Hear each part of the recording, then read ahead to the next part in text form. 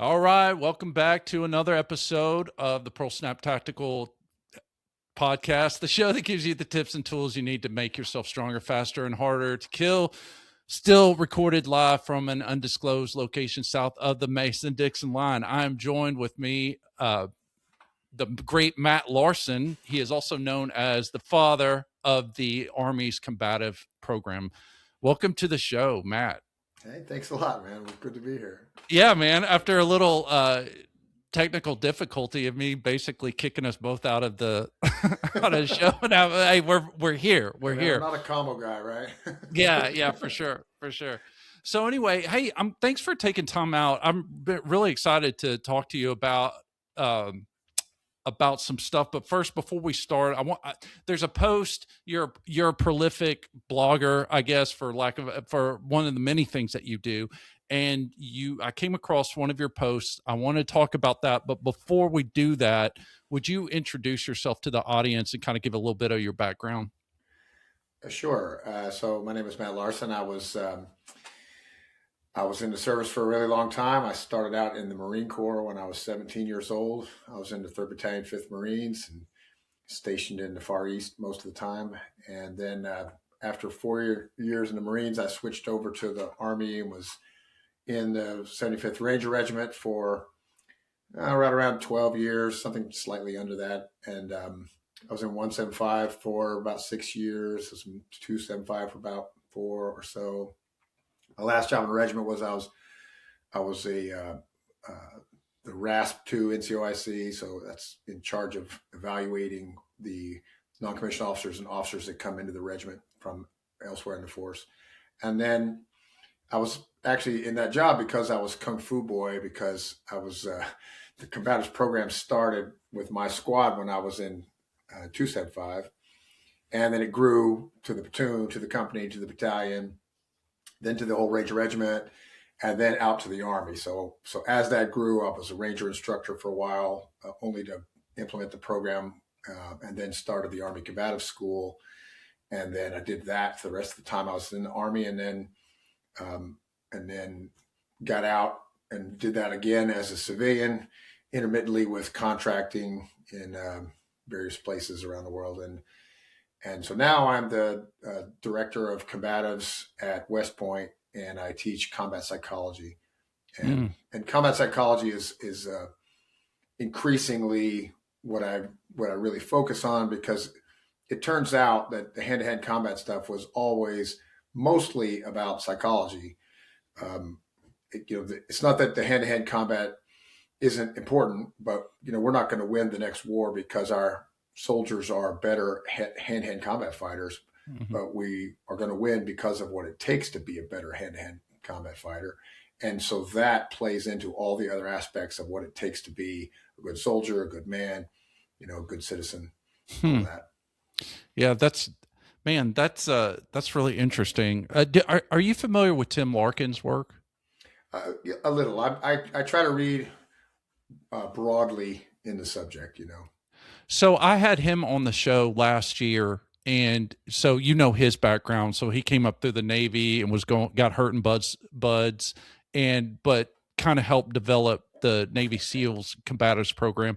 And so what he told me, I thought was interesting, is he said, originally it's not like they were trying to, and this is back in the 80s, I guess, but it's not like they were just trying to figure out some self-defense system for these guys, but they had a CQB problem of when they were boarding ships and they were going into these tight hatches, and dudes like taking their weapons from them or tying them up. And so it really, the origin of their combatives problem, came through a CQB problem, and it was them trying to find a system that would address that. What's the origin point for the Army's system? Did they have a problem they were trying to solve, or is there something akin to that? Yeah, so what I would say is, first off, it's address of verbiage, okay? Because self-defense is not a soldier task. Right? Like so I never ever refer to anything about combatives as self-defense, because self-defense seeds the initiative. And so that's not the way to train warriors. You know, Right. warriors have to seize the initiative when there's a conflict on, because that's how you Mm. control people. Yeah. It's not different in life than it is in a game of chess, right? How do you control your opponent in a game of chess? While you attack, and Mm-hmm. when you Mm. attack, then they have to respond to you, and that's what the initiative means at every level of battle, from all the way from individual hand-to-hand combat all the way through, you know, hundreds of thousands of people maneuvering around, you know, the world, right? Yeah. So with that being said, um, I would say that the emphasis wasn't really even that, although the forcing factor that makes hand-to-hand combat happen on the battlefield is small spaces. So, for example, was there more hand-to-hand combat in World War One or World War Two? Well, the answer is World War One, because you were fighting in trenches. Mm. And if you can just imagine how it plays out, right? If you're a bunch of men in fighting positions, like foxhole type fighting positions, on a hill in open warfare, and the enemy starts laying down scunion on you, so it's indirect fire and then plunging fire or grazing fire, and then they start their assault across your position. Most people are, when they're scared of dying like that, will leave. So when you Mm-hmm. get on the objective, there's not that many people. Yeah. And you know, if they can flee, if you're using overwhelming force, and the Yeah. ones that are, they were pinned in place because they couldn't move without Right. getting killed, right? Mm-hmm. So that's the opposite when you're in, for example, a trench, because getting up out of the trench means you're subject to grazing fire, blah, blah, blah. The trench is the safest place, so they remain. And then you have to fight them in there. Mm-hmm. And that same exact thing happens on, you know, in an urban environment. Imagine we're sitting in a room someplace and there's scunion all around. It's a war zone, right? And we're in this little room. Well, what's happening on the other side of that wall right there? Well, we don't know. For all we know, Yeah. there's guys like setting up a breaching charge to come through and get me, Yeah. right? But while I'm in here, it's like I'm in a cocoon and I feel safe. And if I go out the door, then I'm out in the war and I might get killed. So that means that when you're clearing buildings and whatnot, there are frequently people in the room that you go into. And how big are rooms in the world? You know, they're not as big as they are in America, right? So Yeah. you go through the door into a room in Iraq or Afghanistan. That room's probably 8 or 10 feet deep max. That Yeah. means you're like 2 steps to the far end of Mm-hmm. the room, and if Mm-hmm. things don't go exactly right, you're fighting them, right? Like Mm-hmm. what I always say is when you enter an 8 by 10 room, it's not a marksmanship contest happening in there. It's a Mm-hmm. fight. Hmm. And it's going to be about who smashes who against the wall, who can bring their weapons to bear, etc. And now imagine the SEALs problem, because passageways, you know, all that stuff in ships, you're doing like an underway takedown or something like that. Some of the missions they get are very confined spaces. So therefore, hand to hand would be like a major portion. Mm-hmm. You know, I would say that you cannot claim to be proficient at close quarters battle unless you are an experienced hand-to-hand fighter, Hmm. and that means integrated with your tools. You know, like you have to be able to dominate them so they can't get to their tools and you can get to yours, and you and your buddies, you get the idea. So that's like a prerequisite to being proficient at close quarters battle, if that makes sense, right? Yeah. So just to kind of belabor that point, imagine when the war started in Iraq and Afghanistan.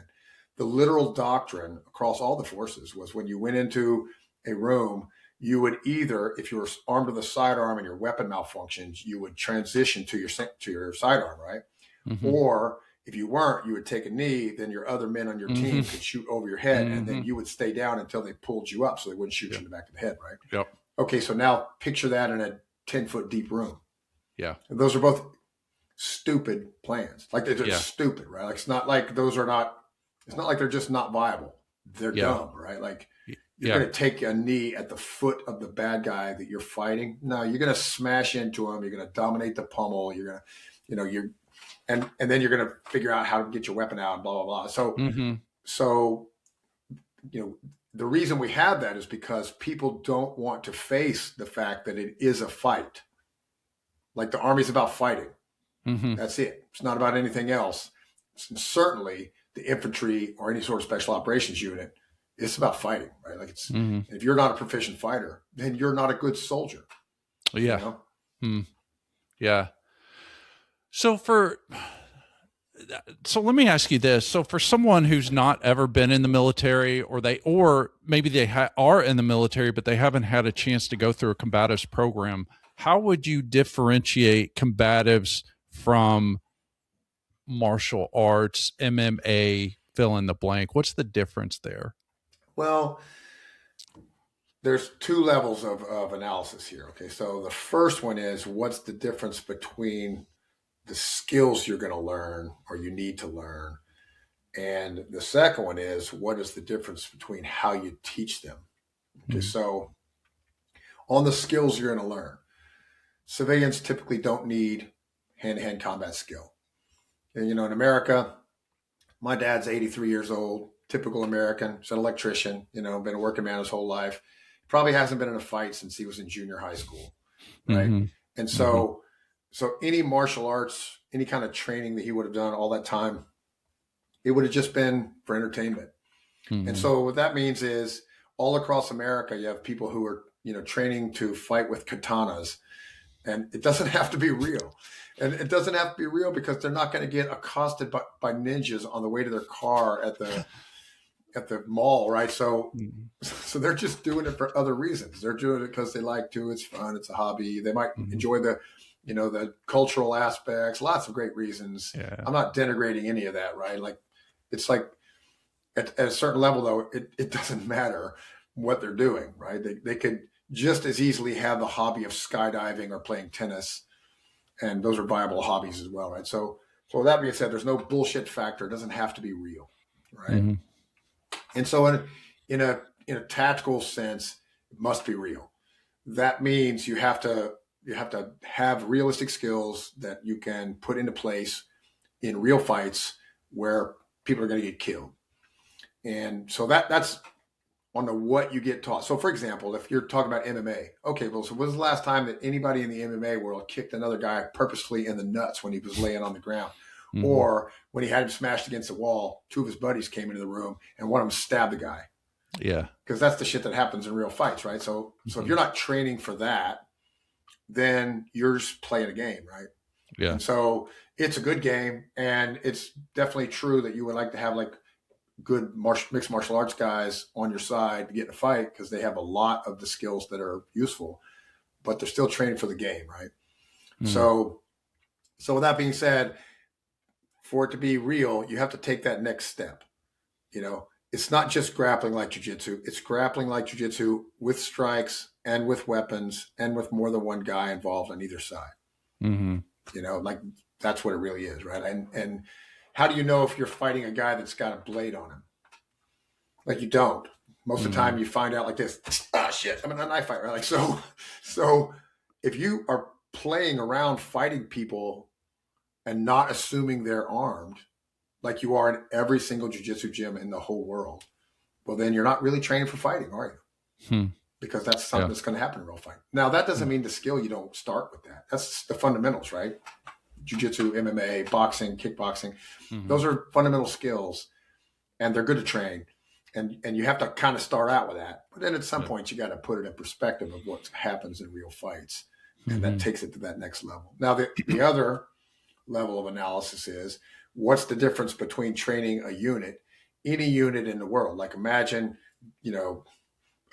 classified freaking direct action units, right? What's the difference between training those guys or the members of the Ranger Regiment or the 4th Infantry Division or the Marine Corps or the SEALs or whatever, and training at some local martial artsy gym? And the difference is motivation. Everybody who's coming through the door into the martial arts gym is paying to be there and to learn the skill. And so the easiest thing in the whole world is how to teach people who are self-motivated a skill they want to learn. Mm-hmm. Okay, so now compare that to any unit. There's no such thing as a unit in the world where everybody is self-motivated to learn how to fight, unless the leaders have created that environment, right? And that's so rare as to be. Yeah. Like the best units in the world, I can tell you how they do it. They have a contract, teacher who's available in the building, and the people who are self-motivated go train with him, and the people who don't, avoid it. Yeah. And that's it. So there's no such thing as like a unit where everybody is excellent at hand-to-hand combat. There's no Yeah. such thing, right? Like there Yeah. can be, there could be, right? Yeah. There could be, but there typically isn't because it's just way down on the list. And by the time you got really good units, everybody's self-motivated and they kind of let them Hmm. train themselves. And, Yeah. you know, Yeah. so yeah, so that's It's, that's that's the big difference. And it's also why, for example, when military units try to hire outside instructors, they don't have any idea how to do the task because mhm. it's a completely different task to train a bunch of self-motivated people as to lead them to be self-motivated. And that's what leadership is, right? It's providing purpose, direction, and motivation. So what's the key phrase there? Where does the motivation come from? The leader Mm, provides it. If you ever yeah. find yourself in charge of a bunch of unmotivated people, it's your fault. You're not the leader they need. Right? Yeah. That's a good point. I think for folks that have not been in the military, I think they would kind of find that shocking when you said, yeah, it might be the coolest stuff in the world, but the military is really good at taking cool stuff and turn it into work and turn it into Well, a it's job. also too. Just imagine you're the top guy in the. Imagine you're like the most elite top guys in any service, the Marine Corps, Navy, Hmm. Army, etc. Okay, and if you grew up in an era whenever hand-to-hand combat training and skill wasn't required, which was all of us, right? Hmm. Like okay, well then you get to the top of your game, and now somebody comes along and says, "Well, you kind of must know this." And so there's like ego issues to not want to, because what happens when you step out on the mat with somebody and Hmm. you're just rolling like in jujitsu? Somebody gets beat. You know what I Hmm. mean? Now imagine you're the Hmm. top dog and all of a sudden you're facing this, like public Yeah. humiliation, perhaps, right? Yeah. And so there's great resistance.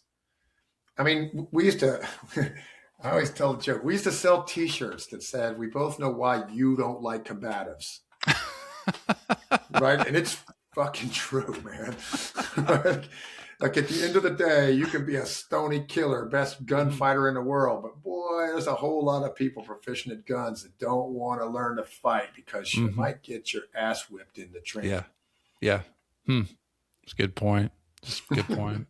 I hate I to be the like it. bearer of bad news and Yeah. poking people in the eye for being pansies, but a lot of Yeah. people are pansies.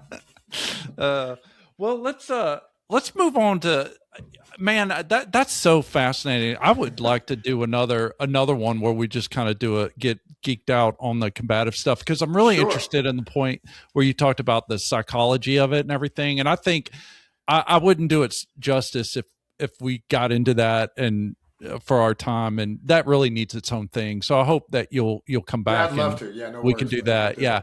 So let's shift off because you're a prolific writer. You write a lot of good some stuff that here you are teaching people how to smash other dudes, and then all of a sudden, I mean, a warrior and a scholar, like Right, literally. I right. like it. I like it. So there was this post. You've got to. I just everybody needs to go to Matt Larson's Substack, but there was one on there that jumped out at me. It was called Manhood and Honor, or maybe it was Honor and Manhood, I think is the name of it. It's kind of an older one that you posted a while back. But man, a lot of good stuff in there. So I never thought in my life I would reach the age of maturity where we would have to be defining genders. Like what is a woman? What is a Right. man? So we're definitely not. We're not gonna go full retard and do that. But I think that we need to reevaluate some of these terms that I think everybody used to just take for granted, but now through modernity have kind of either the principles or the concepts, whatever you want to call it, have just kind of atrophied. They're not as strong in the culture like they used to be. They're not as respected, I think. And one of those would be honor, right? So we got to define our terms. I mean, what does honor mean to you? Okay, so that's a really deep subject, right? So let me start with this. Okay, there's a our culture has a long history, and over the course of our culture's history, and I'm just going to go all the way to the Greeks as far as Mm-hmm. this conversation, but it goes deeper than that, right? But Yeah. if you go all the way back to the Greeks, like their idea, if you read what's thought of as honor and like the Iliad Mm-hmm. and all that, their idea of honor was like public looking, as in it was about your reputation, Mm-hmm. about what other people thought of you. Mm-hmm. And as the Romans kind of took over in the culture, that idea, um, it it grew, and it grew in this way. It has kind of a two sort of meanings. One is that same meaning, and you get that sense in like when you bestow an honor upon somebody, Mm-hmm. right? Like the word honor there, it means that public accolades, so to speak, right? Mm-hmm. So, but the Romans started realizing it was not just that; it was the qualities that make somebody the person who should receive those honors, Mm-hmm. right? And so that's more like being a person of conscience, a person who can be counted on, a person whose internal um, character is driving them to do the right thing and be what we would call an honorable person. And I think that, as it came forward into our culture, became increasingly wrapped up into what it means to be a person of character. And so I would say that that's kind of what it means, today is to be. Mm-hmm. It means to be a person of character, Yeah. and let's kind of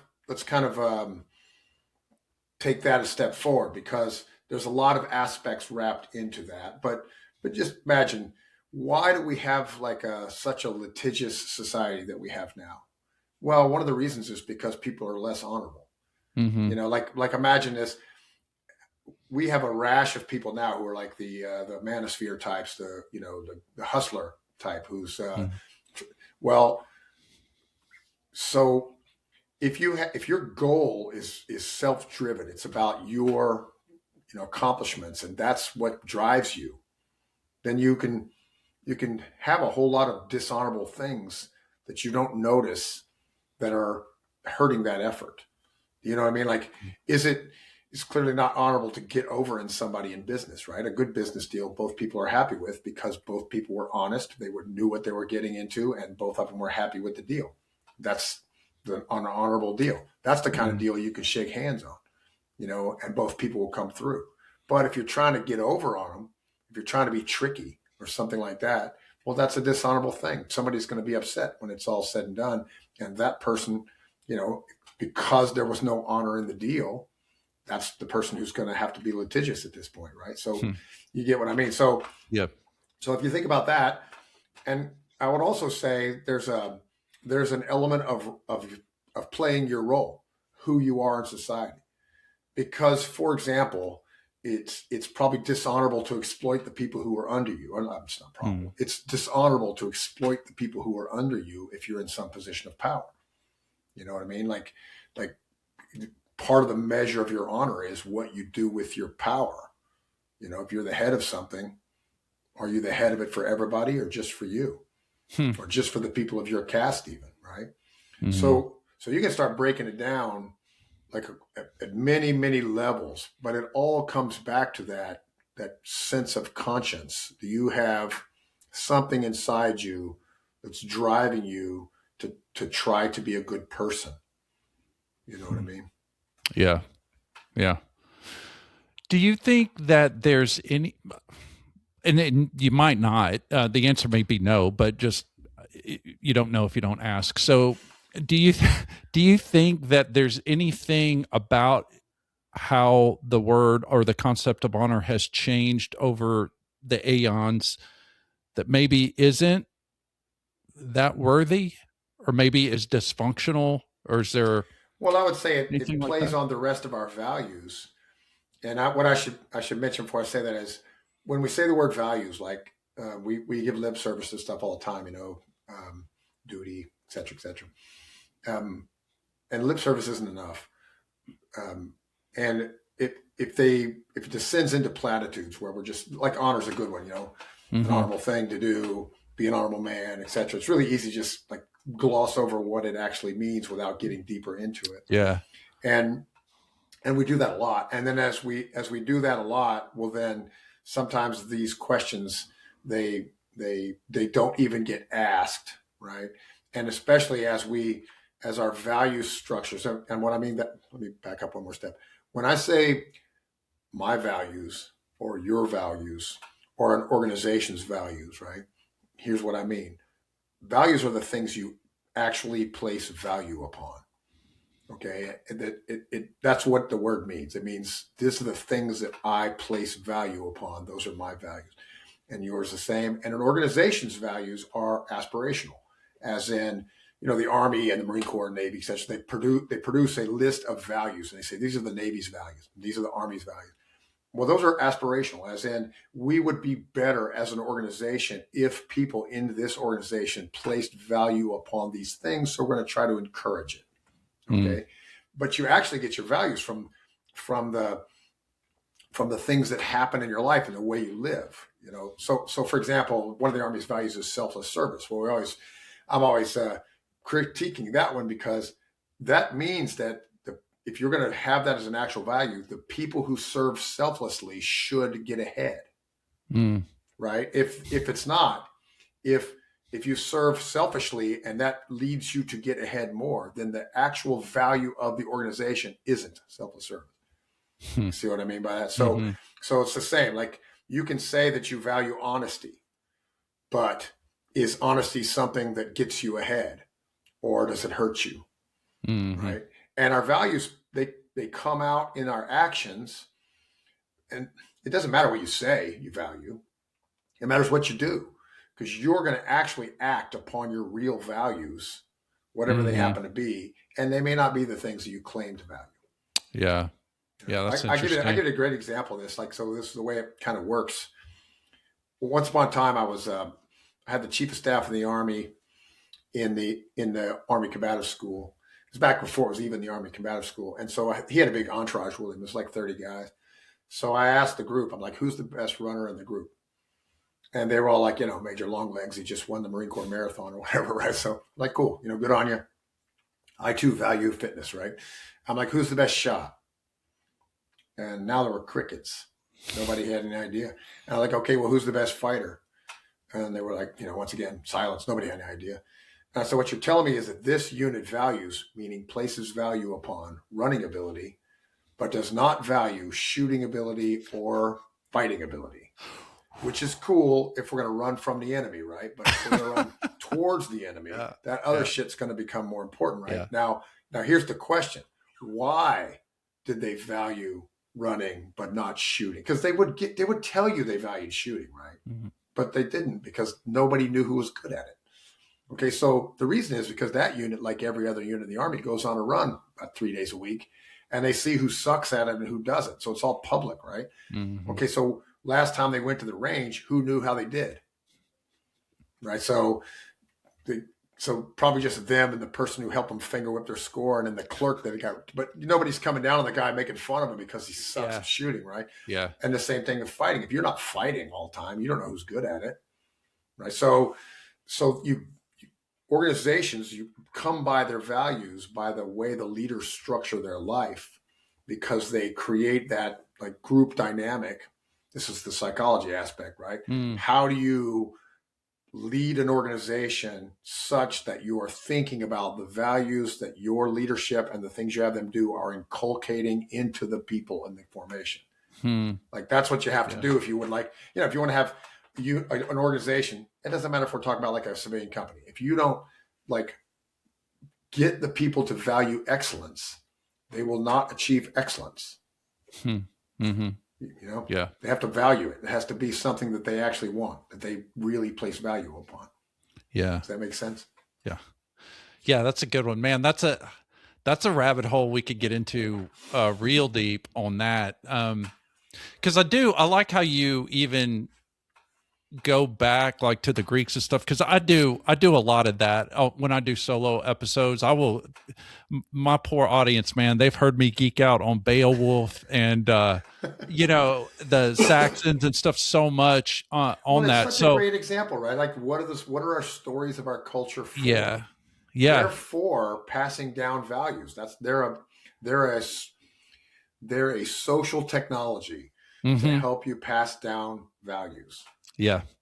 And so I'm really glad that I've got somebody else on here that will they're like, oh no, now there's two of you. Okay. So, I was saying, cause I'm actually working on a post now about honor, and also a little bit of how it's changed, but like I think, in modernity, just with our everybody's so obsessed with like just comfort, consumption, and that kind of thing, that a lot of these virtues or values get watered down over time. And I think honor one now, if you it's not really that a term that is that much in vogue anymore.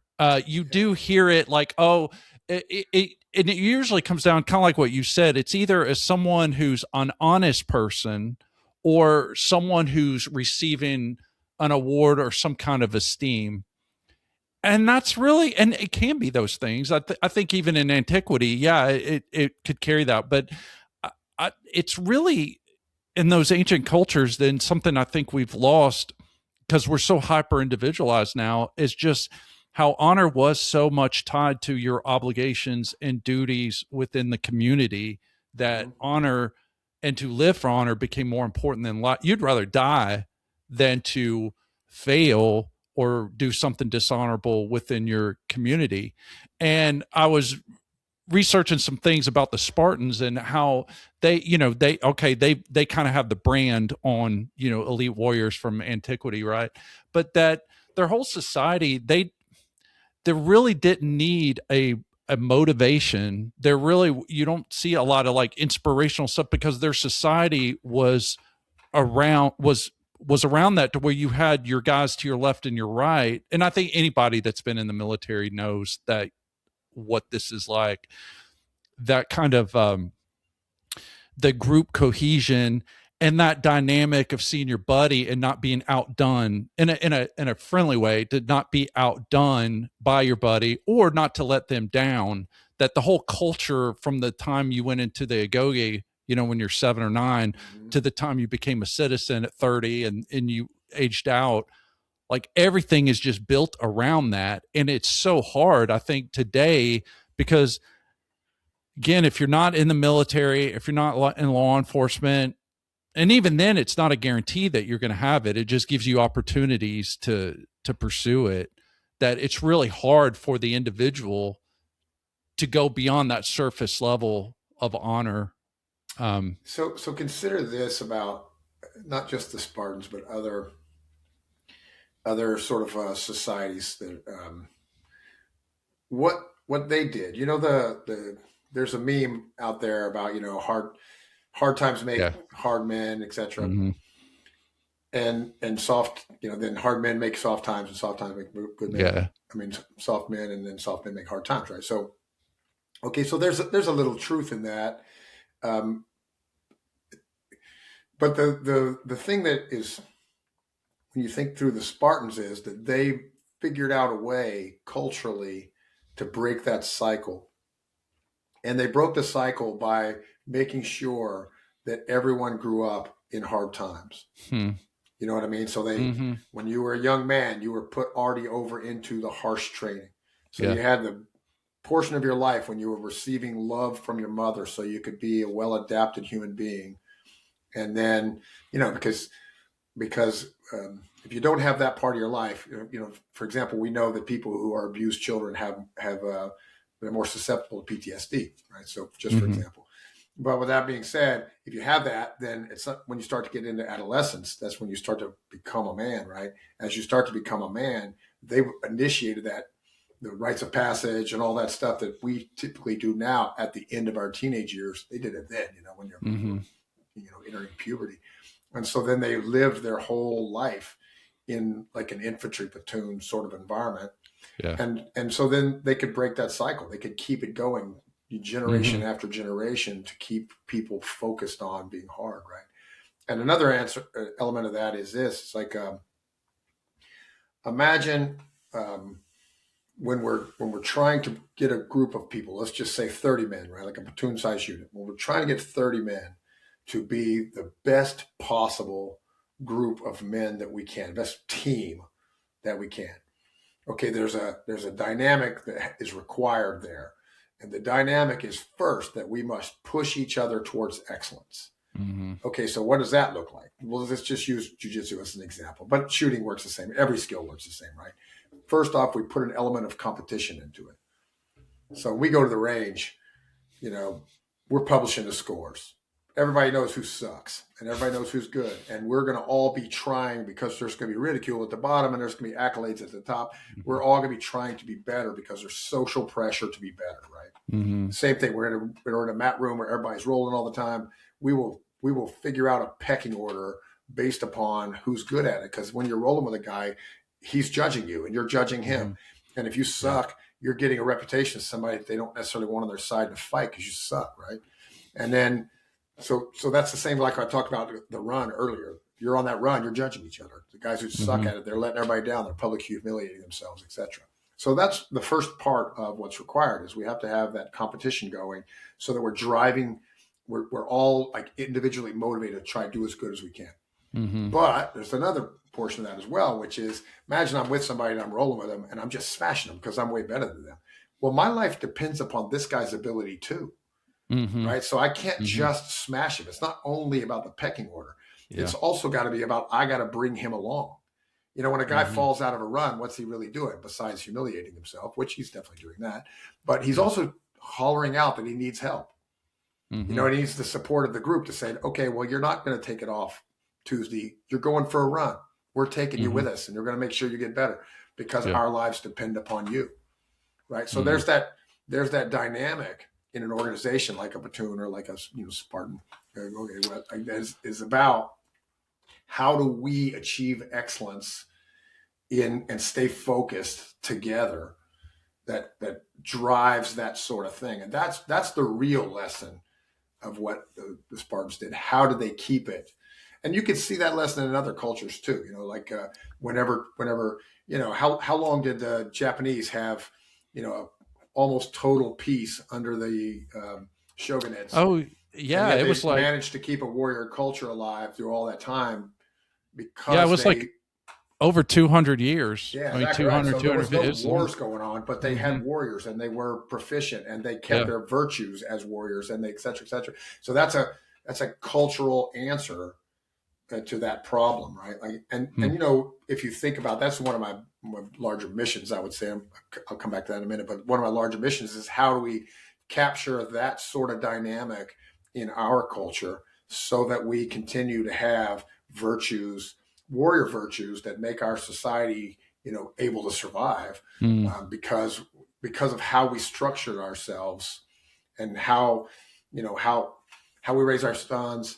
How do we, and there's a constant fight against that, you know, from a separate group, but we have to be like smart about it. How are we doing it? Right. Like, what are we trying to accomplish? What kind of virtues do we want them to have?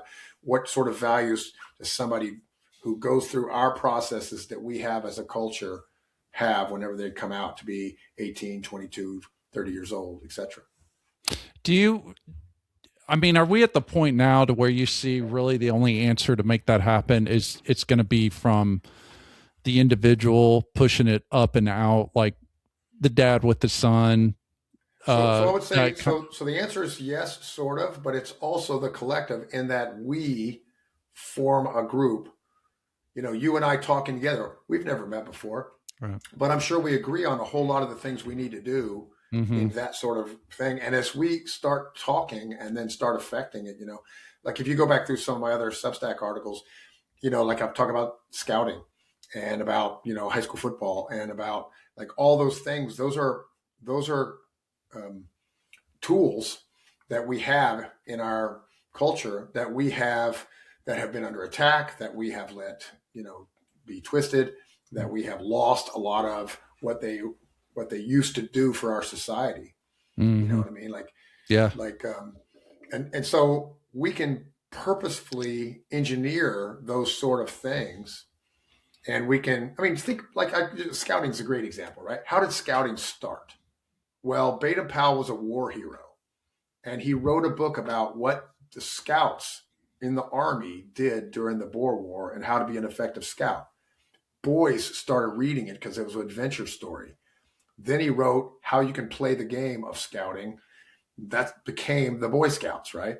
Hmm. And so it was actually about that. And if you think about like everything that's going on in an old traditional scouting troop, it was basically here's how platoons operate in the wild, right? Like you have a troop. Well, that's a platoon. You have patrols. Well, those are squads. And here are the mechanisms that you use when you're planning an expedition. That's you know, whatever your mission happens to be. We're going to go down this river. We're going to blah blah blah. We're going to build this bridge. We're going to.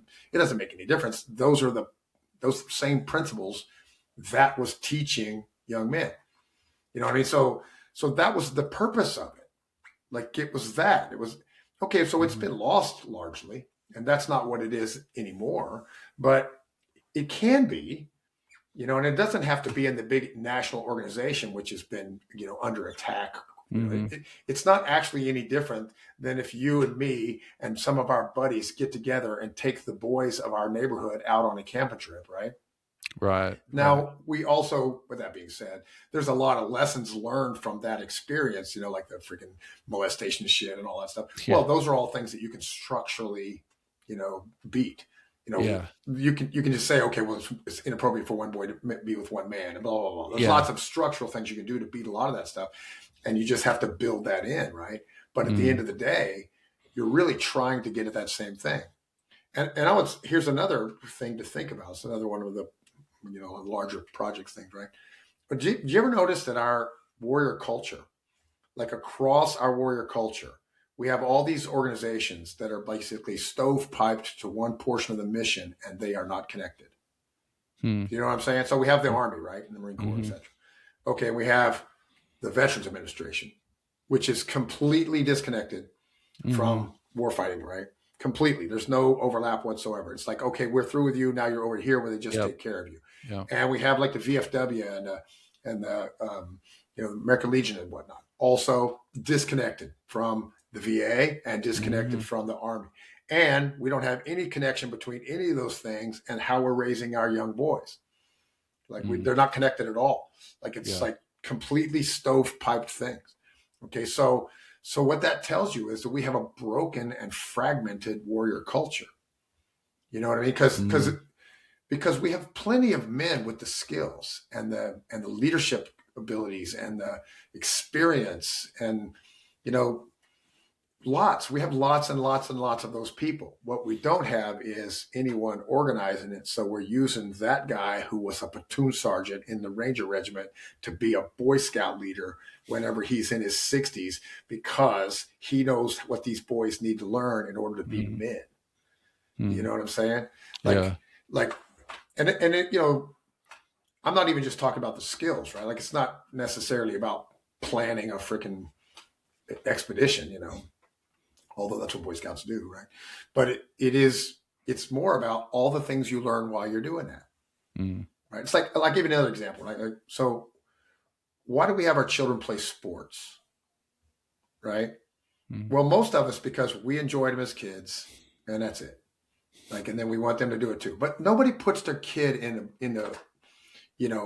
basketball because if they don't have good ball handling skills by the time they're 25, they're just fucked and they're not going to be able to be successful in life. It's not about the skill whatsoever, right? Yeah. Like it's not about that. So what is it about? Well, it's about all the things you learn when you're on a team like that. So for example, our two hockey teams, are they competing or are they cooperating? And the answer is both, right? They're competing because they both want to win, but they're cooperating on the rules. Okay, not just that, but on each team, they're cooperating because they want to make as good a team as they can, but they're also competing for social status on that team, right? Okay, so it's that sophisticated dance of cooperation and competition, doing both at the same time at various levels that you're really learning when you're playing on a baseball team or a football team or whatever, right? And the reason you need to know that is because that's what we do as adults. That's what's going on between Coke and Pepsi, right? They are competing with each other, but within the rules. And what are the rules? Well, the law and business ethics and et cetera, right? But they're competing. They will both want to do better.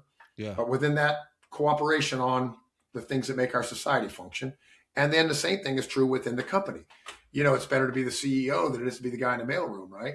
But we Mm-hmm. both, the CEO and the mailroom guy, want Coke to do well, so they keep their jobs, etc. Right? So Yeah. we're competing and cooperating at all those levels at everything we do. Like if you're running an electrical contracting business, you're doing the same thing that you were doing on the baseball team when you were 12. You're getting along with people to make a better Mm-hmm. unit, cooperating, although you would still like to be advancing and becoming a leader, etc. And you'll want to beat that other team, but it's not worth cheating, right? And then back to it's kind of what our thing about honor, right? Imagine this, when you're talking about those kind of things, it's like, why is it better to be an honest person? Well, it's better to be an honest person because honest people have better outcomes in life. Because what happens if you're a dishonest person? Well, eventually you get outed, and then you're no longer in the trustworthy group, and then you don't get to play anymore. Yeah. It's like, because life isn't like a game, right? It is, but it's an iterative game. And what I mean by that is like you play again and again and again and again. So how do you win an iterative game? You win an iterative game because you keep getting invited to play, right? And if you stop being invited to play because you were known to be a cheater, then you don't get to play anymore. You you lose. That's how you lose the game, right? So I just, you were discussing that you were a lawyer, right? So imagine that profession, right? Like, what do you do to not get invited back to play anymore?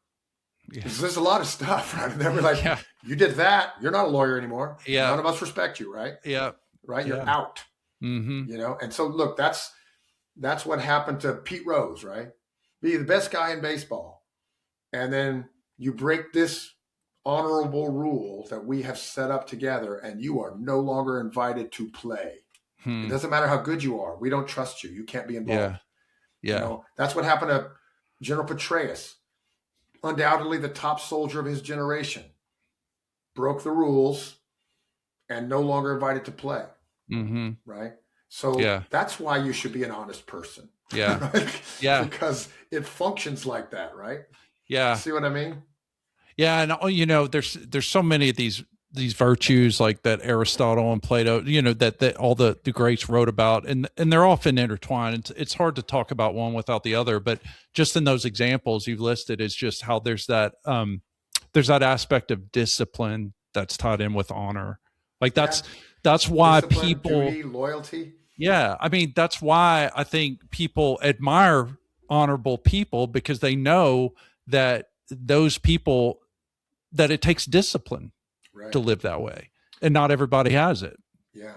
And I'm always amazed, right? Like I'm genuinely amazed whenever I routinely hear about people who operate as if they didn't have a mother.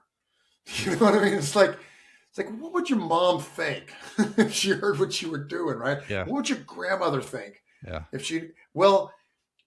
If you don't pass that sort of thing down to your children, if our society doesn't pass that sort of thing down, well, then they become bad people, dishonorable people. Yeah. The sort of people who go through the life hurting all the people in their lives because they're selfish, right?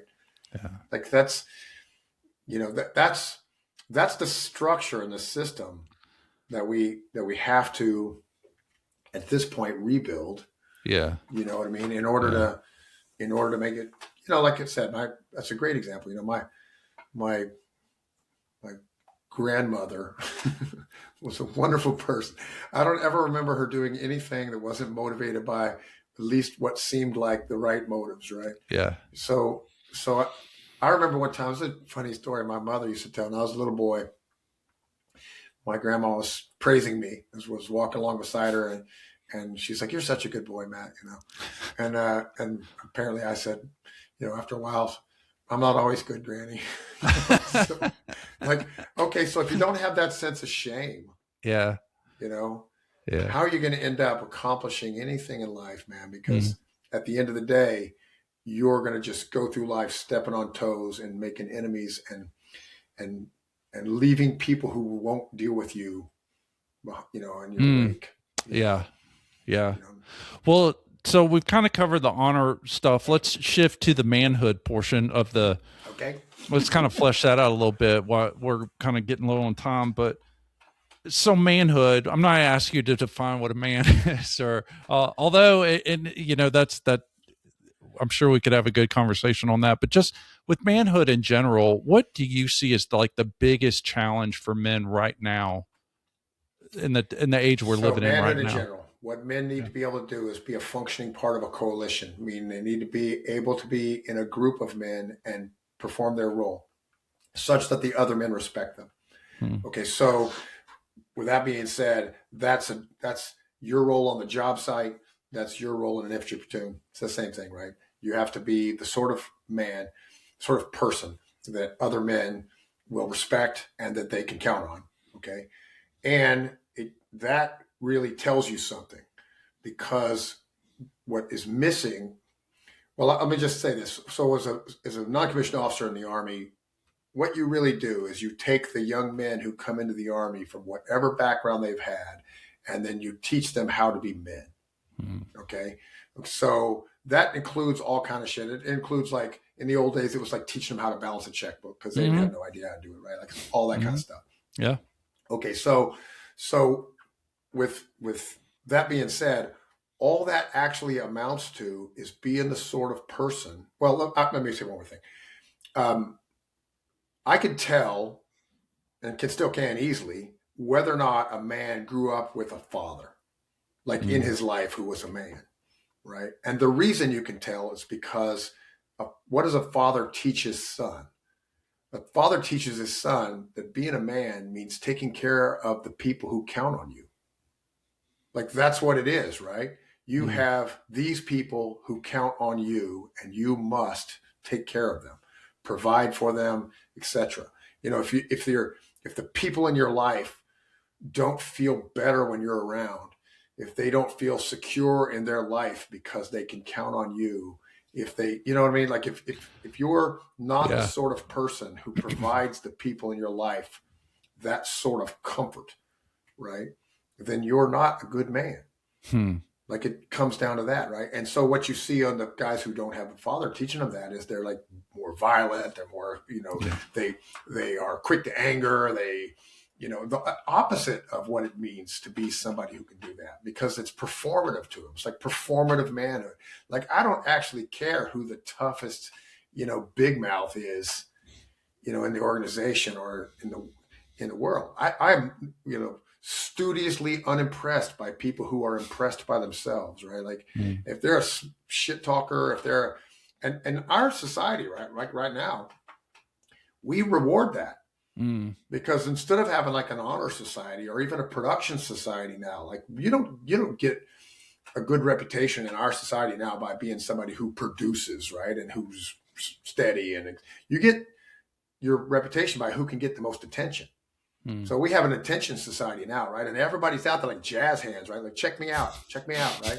And I'm and then they're doing like anything they can because that translates directly into dollars and blah blah blah blah. It's back to what we were talking about at the very beginning about honor, right? Like it's like that's the opposite, So gaining attention by doing something, even something great, like Hmm. you're the greatest athlete in the world and you're personally a piece of shit. Okay. So you're a dishonorable person, like would you want think about some of the people we hold up in our society. Would you Hmm. want your son to grow up and be those people? Yeah. Right. Would you want your son to be the one who's got 5 baby mamas? Right? Or would you, or whatever, the guy who was, left a string of people behind him who hate him because he rooked them in business, but he's rich, got a big Hmm. car, Yeah. got all the, flashy women around him and whatnot. All of our who are around him only because of the money, blah, blah, blah, blah, right? Like Yeah. all the dishonorable traits. So that is the opposite of what it means to be a man, to be a good Hmm. man.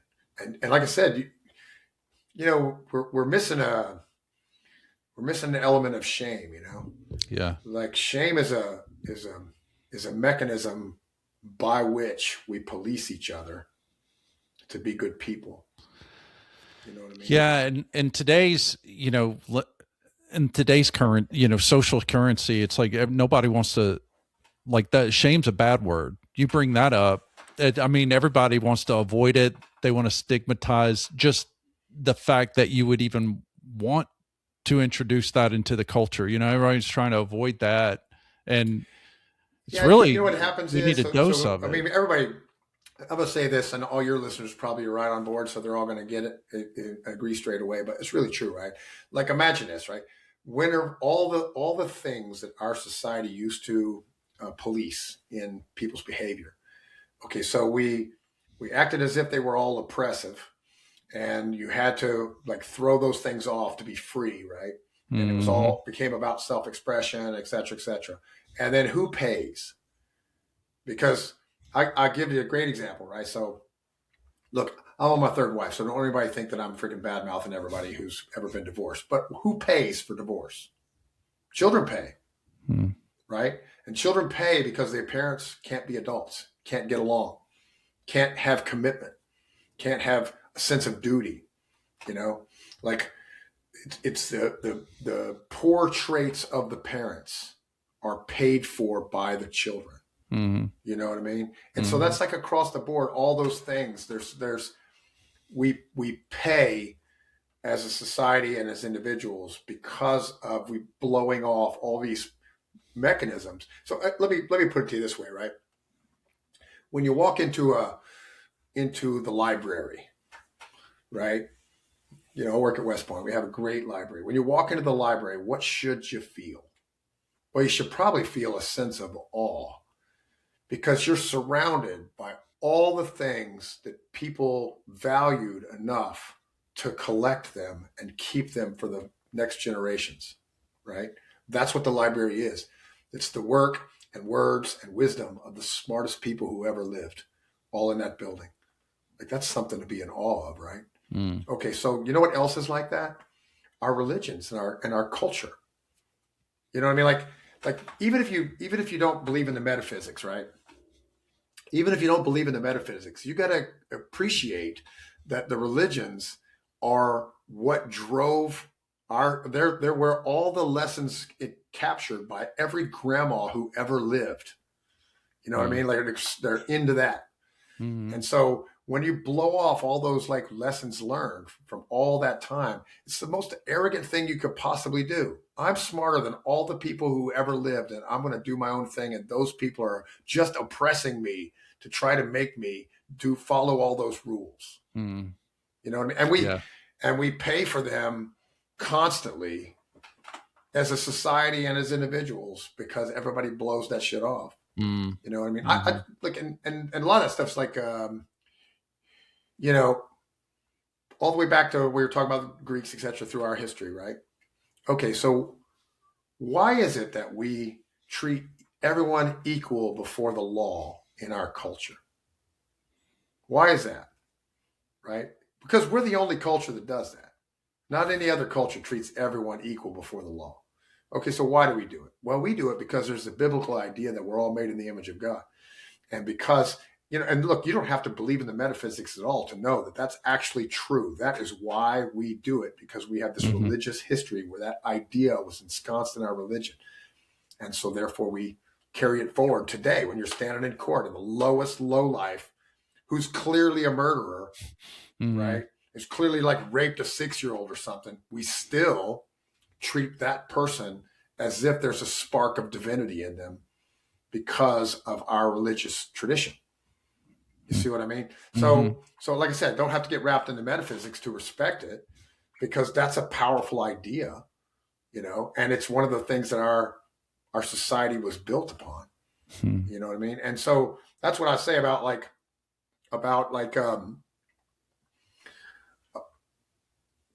have that sense of reverence for our culture too, you know. I Mm-hmm. heard somebody say one time, it's the smartest thing ever. You know, what does it take? What does wisdom take, you know, to what does it take to guide ourselves forward as an individual and as a society, et cetera, right? Like what does it take? Well, I don't remember who it was telling the story of the Egyptian religion, and basically, a story is the wise old God who's the father of everything, but who's also somewhat blind, and sort of aloof, gets killed or fights his brother Set. So it's the precursor to Satan, right? So Set destroys him and spreads him all out in the underworld. And then the offspring of the original God comes back and fights the brother and beats him, right? But he doesn't rule himself, which he could have. I don't remember the story, but anyway, they doesn't rule themselves. But they lost their eye in the fight, so instead of like ruling themselves, they brought the eye to the father, put them back together, rule together. And the point of the story is, what does it take? Well, it takes the wisdom of the ages. That's our culture. Everything that everybody passed down, that's the library. That's our religious stories and lessons and etc. Right? That's the wisdom of the ages. But it's also the vision of youth, because the world is ongoing and you can't be blind to those changes that are going on. Like here we are at the time whenever the entire 20th century paradigm of consolidated control of information through, CBS, NBC News and blah, blah, blah, has blown away because we have the internet. And not just that, all the gatekeepers to that stuff are getting blown away because people can freaking produce with AI now. And so we have this whole new paradigm happening that if we are not looking to the lessons of the past, it will take us in some crazy direction. Yeah. So that's kind of my central message is that. Yeah. Yeah. So, all right. So let's say you got a guy that's listening to this and he's like, yeah, man, I want to be a man of honor. I see I'm living in this declining civilization. So let's catch that for a second, right? Let's catch right there. Yeah. Is the civilization declining? Well, it has been. The ideas of the 20th century have come to fruition. So there's a lot of those, and they've come to fruition. And now we're at this point where our civilization has lost its sense of self-worth. Okay. So that's the first thing, is we have to value our culture, right? Because if you don't value your own culture, then what are you standing up for? What are you fighting for? What's the purpose? You know what I mean? So that's the first thing, is we have to change that. And we change that by realizing this culture, the one that we were born into and grew up into or adopted, right? You don't you certainly, just as I heard a thing the other day of Scalia, before he was a Supreme Court justice, talking about how his family was Italian, but he had adopted the American culture, and like everything he thought about right and wrong came mostly from that. And of course, our cultures have got lessons learned from many cultures, but you get the idea. And so you can completely adopt our culture. But this is the culture, for example, that exterminated slavery from the world. You know what I mean? That wasn't any other culture in all of history as our culture. We did that. We decided, okay, we're not going to have this anymore. Not just us. We're not going to have it in the world. We shut it down everywhere. That was our culture, right? We're the culture that brought, who just many, many, many examples. I don't have to list them all, but you get the idea. So start with that, and then that drives you forward. So we're no longer declining. We're confident in who we are. Yeah. All right. So valuing your culture. And then, what do you recommend dudes that are just starting out? That want to, I guess what I'm saying is, when I read your posts, to me, and, I come away with,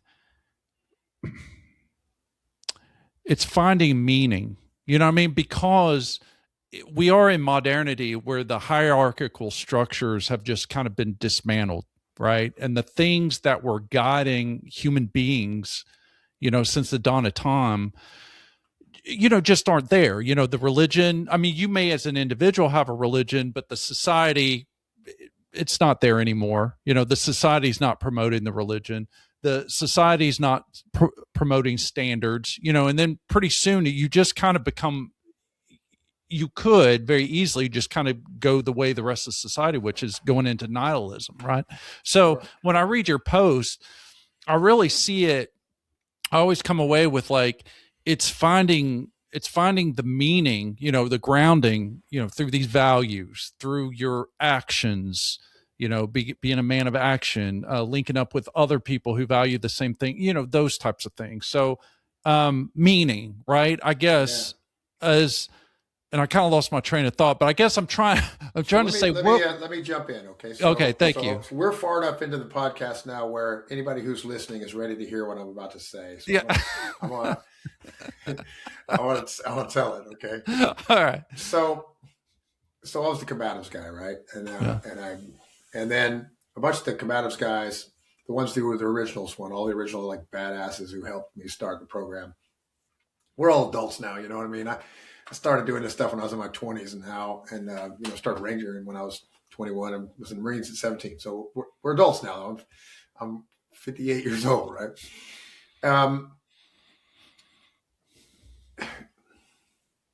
So the military in general has been struggling with a suicide issue for many years now, right? And here's the stuff that people don't know about it, but the most frequent time when people commit suicide is whenever they get out. So that's if after your first tour or it's after 25 or 30 years in. That's the danger time, right? Mm-hmm. Okay, so what does that time represent? Why is that the case? Well, the positive psychologists figured out a while ago that there's 3 paths to genuine happiness, right? There may be more to it than this, but just bear with me, okay? The first one is savoring the moment.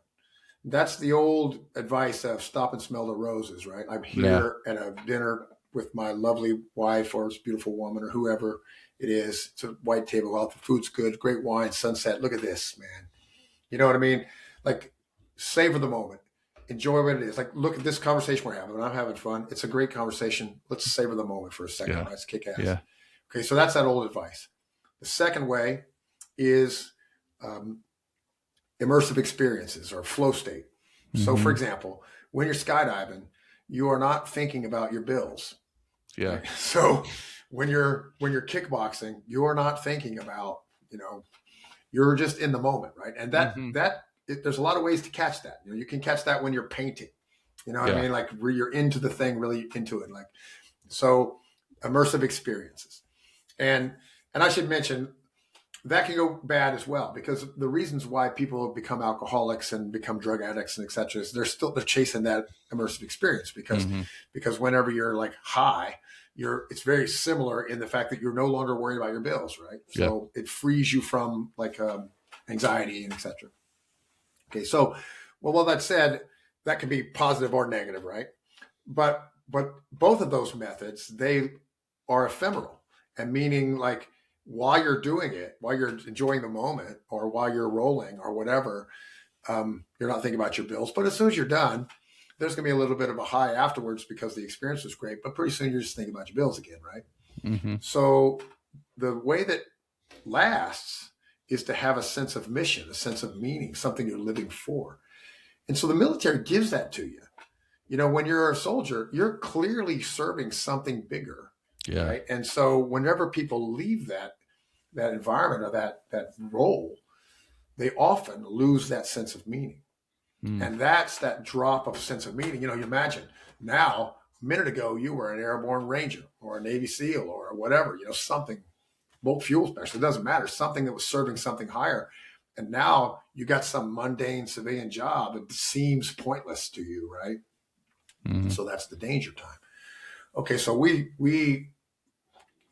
so I have a whole thing about like that's actually why I'm writing the whole thing, and I have the belt system for the combatives, and there's all these different efforts that are along the same lines, but they're all about giving people a sense of mission.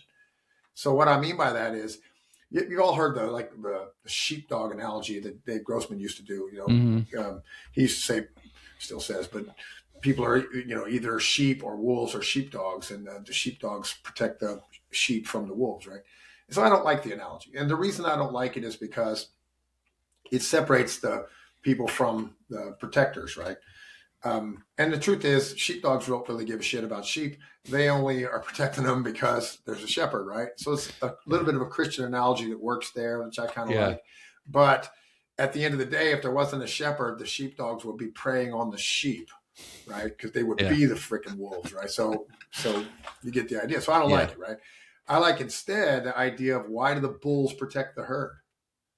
The bulls protect the herd because they love the herd. They're of the herd. It's their family, right? That's a much better analogy.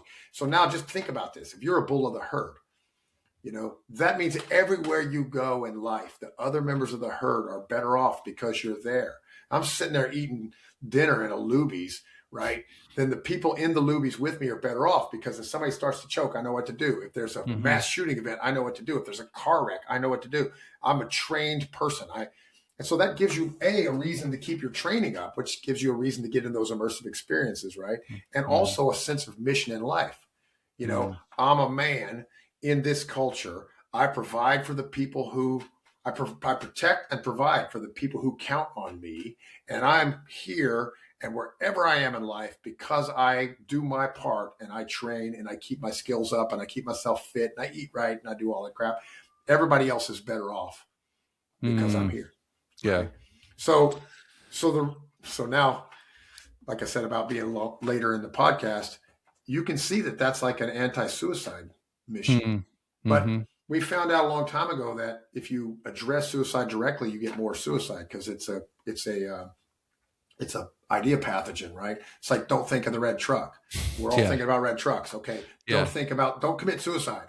Now we're all thinking about suicide. So that suicidal ideation starts there. It starts with an idea. Yeah. It's passed on. So it's better not to mention it, right? It's better to just encourage people to train. It's better to encourage people to be a good man. It's better to tell them you have a sense of mission because the people in your life count on you.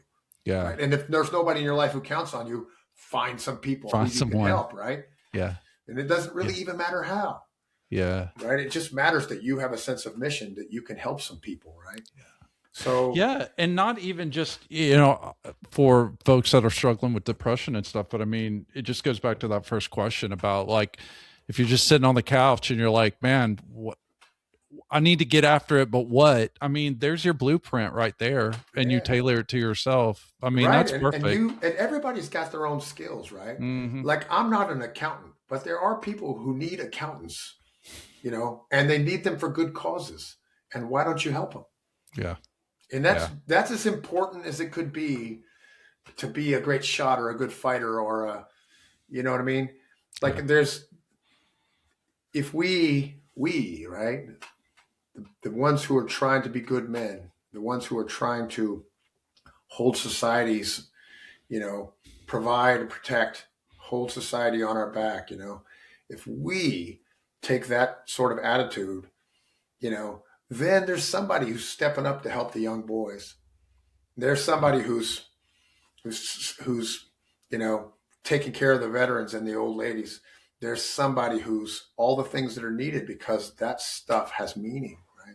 Yeah. And that's the answer. And like I said, I got a lot of combat experience, and I know all about all the demons and all that kind of crap, and so I'm part of that world, But the answer is, if you are focused on what you can do and be, then you can have a reason to get past that shit, right? Because it's when you lose track of that you're in trouble, right? Yeah, so man, that's awesome. That's awesome, Matt. I really appreciate you coming in and just really enjoyed this talk, man. This is a lot of stuff. A lot of good stuff that I know people are going to find value in. So before I let you go, man, why don't you tell us like, what's the best way to like, if they want to follow you, see what you're doing, what's the best way that people can find you? So I would say the best way is my Substack. That's where I put most of my effort in. I also have the Combatives University, which is the belt system for combatives. And that's for people who are interested in or who are pursuing, learning to be a good fighter, shooter, warrior type. It's not for everybody, but it's for a lot of people. And it's not a school in the sense of Like you're not going to go on my stuff and there's going to be me teaching you techniques or anything like that, because I think there's so much of that out there that it's not something I need to do. It's more like a revival of the idea of chivalry. And let me kind of explain for a second. Imagine chivalry gets a lot of airtime now, but mostly in a negative way, as a system of respect and how you treat women and that kind of thing. Mm-hmm. And so that's why it gets badmouthed by the feminists and etc. But chivalry wasn't really that. That's all stuff that was invented in like the 18th, 19th centuries, as you know, in literature and whatnot. But what chivalry was actually in medieval Europe was I mean, cheval means horse, right? It's the way of the mounted warrior. That's what it meant. So what it really was a path towards how you were respected and gained wealth and fame in that environment. So just imagine, for example, how did you get to be a wealthy guy in medieval France or England or whatnot? Well, some rich guy gave you land in exchange for military service, right? So why would he do that? He would do that because you were a badass, right? Because he wanted you on his team. Okay, well, how would he know that? Well, because there was a path that was called deeds of arms, right? Things that you did to prove your worth as a warrior. And so that was, started at the lowest level. It was, tournament victories and jousts, and then local conflicts, and then expeditionary wars. And then as you did that and you gained, people under you, so you're in charge of more, you gain more and more. So you can imagine it's a system. And Geoffrey de Charny basically spelled it out in a book called The Knight's Own Book of Chivalry about how it all worked. And as an exemplar of it, you can look at William Marshall's labeled like the greatest knight in English history. He started out as a tournament champion, was eventually the most important person in the whole country deciding who would be king, because he was a fucking badass. And there was lots of other badasses who wanted to follow him, right?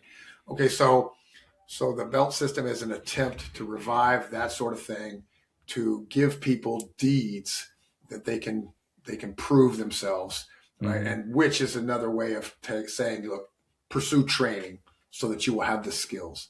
It's basically fighting skills, feats of strength, and lifting and whatnot, first aid skills, marksmanship skills, those sort of things. And if you pursue that, then we give you credit for being a badass. And all the guys who are black belts, you can look on the Combatives University. It's got a list of them. These are the actual baddest dudes in the United States of America today. It's the top soldiers, top Marines, top SEALs, etc. Like when somebody comes along and they have that skill set that emerged as America's martial art, if you will, during the War on Terror, you know what you want the guy next to you to be with when you're in battle. You want to be a good shot. You want to be a good fighter. You want to be strong. You want to have good cardio. You want to be able to fix you up if you're wounded. If it's that guy, right? That's the guy that we say, he proved himself. Here he is, right? So That's another place you can look for me. So mostly my Substack, but also the Combatives University, which is that, if people are into that sort of thing. Awesome. I'll make sure I put it in the show notes. And man, I do hope you'll come back, because there were a lot of stuff that we could have got into that was really good. I'd love to have you back. Really interested on the psychology of how that's linked with combatives, man. I would love to geek out on that with you. So let's do it, brother. Matt Larson, man, famed of song and legend. Thanks for being here, and we'll see you next time. All right, brother. Thanks. Good to see you. All right. Thank you. All right, gang. Until next time, stay sharp and keep it pearl snapped.